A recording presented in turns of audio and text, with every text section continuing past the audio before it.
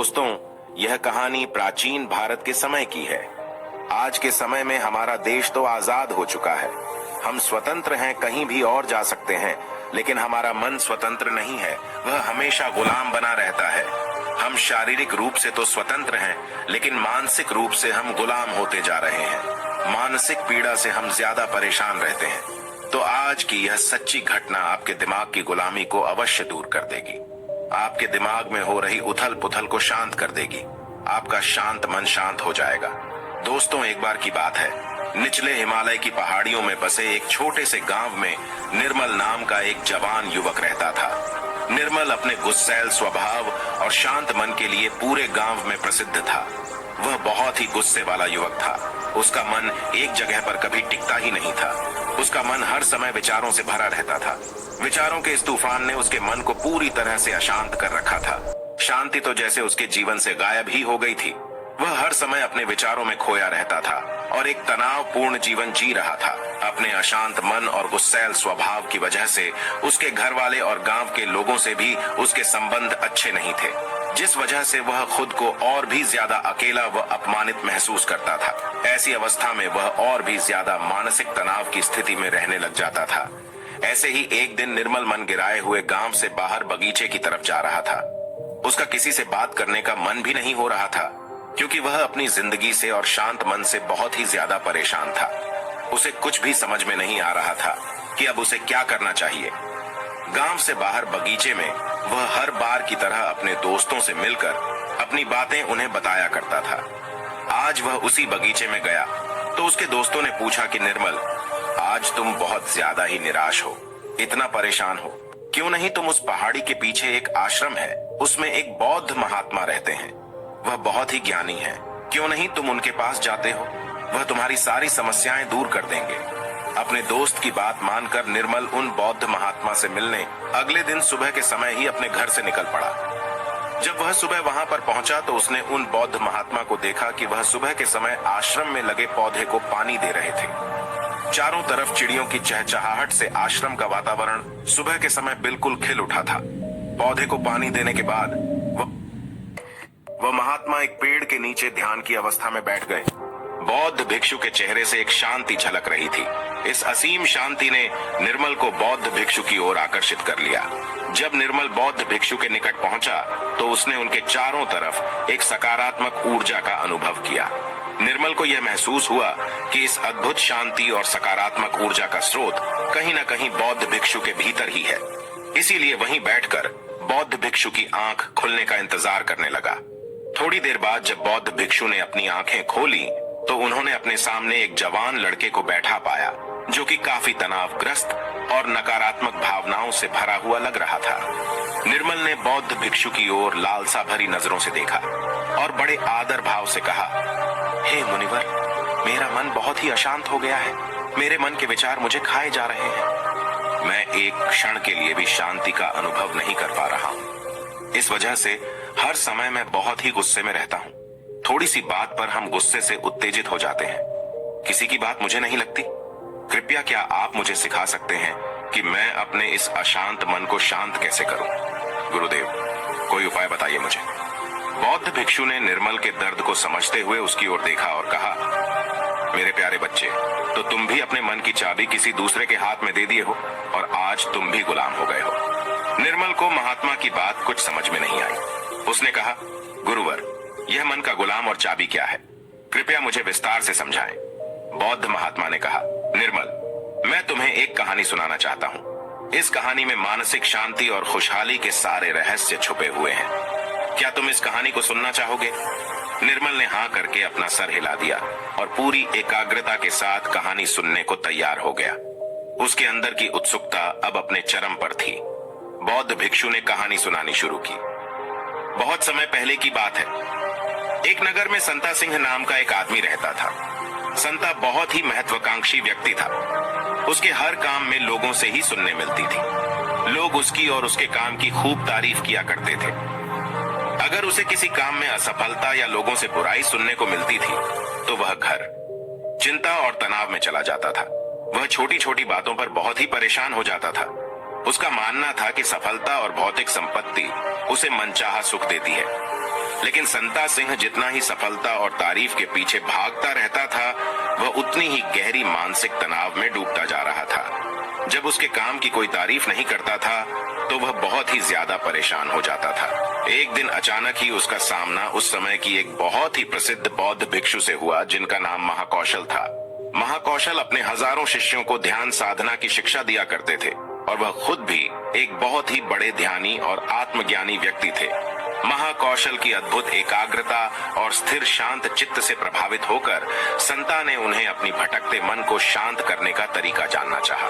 संता ने कहा, हे महात्मा, मैं हमेशा सफलता के पीछे भागता रहता हूँ और लगातार और भी अधिक पाने के लिए प्रयास करता रहता हूँ, फिर भी मुझे कोई स्थायी संतोष नहीं मिल पाता। मैं सफल भी हो जाता हूँ, लोग मेरी तारीफ भी करते हैं, लेकिन मुझे अंदर से संतुष्टि नहीं मिल पाती है। मेरा मन भटकता रहता है। हे गुरुवर, मुझे इस बेचैनी से और इस शांत मन से छुटकारा पाने के लिए कृपया करके कोई उपाय बताइए। बौद्ध महात्मा ने उसकी तरफ करुणा भरी नजरों से देखा और उत्तर दिया, तुम्हारा मन शांत नदी की तरह है जो हमेशा बहता और दौड़ता रहता है, कभी भी स्थिर नहीं रह पाता। अपने अशांत मन को शांत करने के लिए तुम्हें अपने विचारों को बिना किसी रुकावट के जाने देने की कला सीखनी पड़ेगी। संत ने कहा, हे महात्मा, लेकिन मैं विचारों को कैसे जाने दे सकता हूँ? आखिर मैं भी तो अपनी इच्छाओं और महत्वाकांक्षाओं से जुड़ा हुआ हूँ। ये सुन भिक्षु महाकौशल मुस्कुराए और बोले, कल्पना करो कि तुम्हारे हाथ में पानी से भरा हुआ ग्लास है। अब तुम जितनी देर इसे पकड़े रहोगे, ये उतना ही भारी होता चला जाएगा, और अगर तुम काफी लंबे समय तक इसे पकड़ कर रखोगे तो तुम्हारे हाथ में दर्द होना शुरू हो जाएगा। लेकिन अगर तुम अपनी पकड़ ढीली करते हो और इसे जाने देते हो तो इसका भार खत्म हो जाएगा। निर्मल अपने गुरु द्वारा सुनाई जा रही कहानी और उनके संदेश को बड़े ही ध्यान के साथ सुन रहा था। वह समझ रहा था कि अपने विचारों और इच्छाओं से चिपके रहना ही उसके अशांत मन का कारण है। यह भी एक कारण है जिसकी वजह से उसका मन अशांत है, क्योंकि निर्मल भी संत की तरह ही विचारों को पकड़ कर रखता है। छोटी छोटी बातों पर बार बार विचार करता रहता है, जिससे संता की तरह ही उसका मन भी बेचैन रहता है। गुरु कहानी सुनाने जा रहा था और निर्मल सुनते जा रहा था।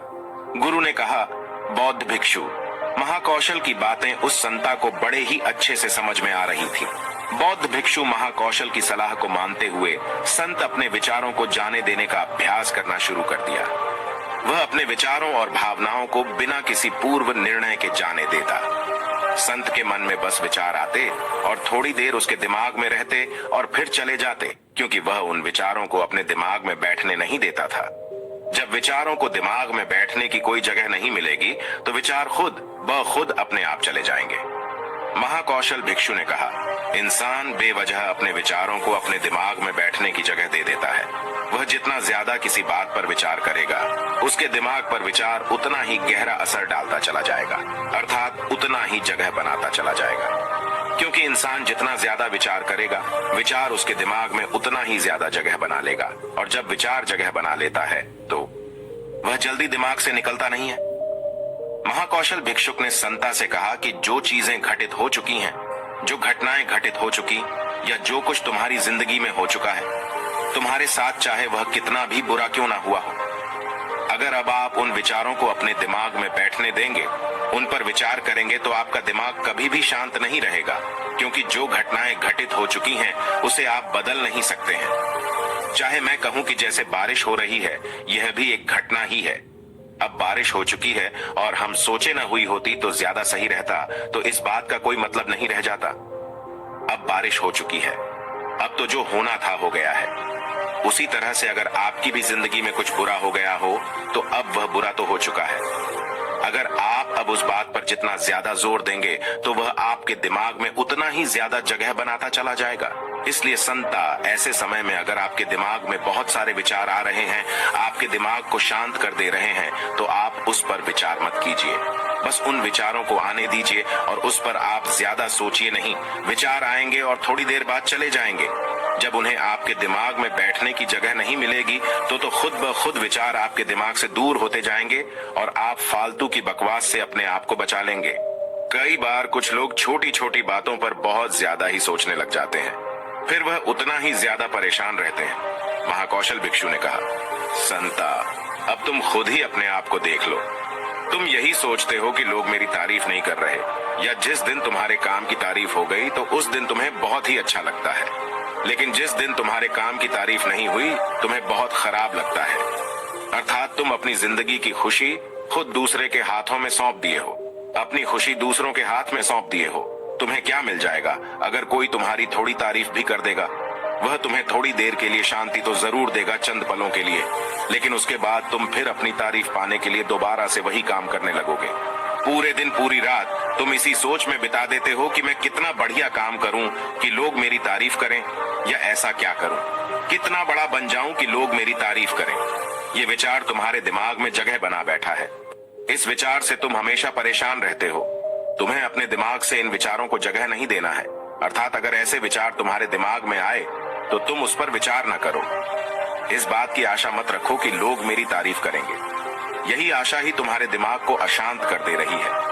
पूरे दिन पूरी इसी सोच में तुम बिता देते हो कि मैं कितना बढ़िया काम करूं कि लोग मेरी तारीफ करें, या ऐसा क्या करूं, कितना बड़ा बन जाऊं कि लोग मेरी तारीफ करें। ऐसा विचार तुम्हारे दिमाग में बैठा है। इस वजह से तुम हमेशा परेशान रहते हो। तुम्हें अपने दिमाग से इन विचारों को जगह नहीं देना है। अर्थात अगर ऐसा विचार तुम्हारे दिमाग में आए तो तुम उस पर विचार न करो। इस बात की आशा मत रखो कि लोग मेरी तारीफ करेंगे। यही आशा ही तुम्हारे दिमाग को शांत कर दे रही है। अशांत मन का यह भी बहुत बड़ा कारण होता है कि किसी से बहुत आशा लगा लेना, किसी से बहुत उम्मीद रखना, क्योंकि उम्मीद रखना भी तुम्हारे मन को एक दिन शांत जरूर कर देगी। जरूरी नहीं कि तुम्हारी हर उम्मीद पूरी हो, और जरूरी यह भी नहीं कि तुमने जिससे उम्मीद लगाया है वह तुम्हारी उम्मीद पर खरा उतरे, क्योंकि उम्मीद एक दिन जरूर टूटती है, और जब उम्मीद टूटेगी तो तुम्हें दुख होगा, तुम्हें बहुत दर्द होगा, तुम्हारा फिर अशांत हो जाएगा, तुम गहरे दुख में डूब जाओगे। इसलिए किसी से बहुत ही उम्मीद मत रखना। तुम अपने लिए जियो, क्योंकि जब तुम खुश रहोगे तो पूरी दुनिया तुम्हें खुश दिखाई नजर आएगी। वह तुम्हारी अपनी खुशी है, इसे तुम अपने हाथों में रखो, क्योंकि इस दुनिया में तुम अकेले आए हो और अकेले ही जाना है, तो अपनी जिंदगी अपने हिसाब से जियो।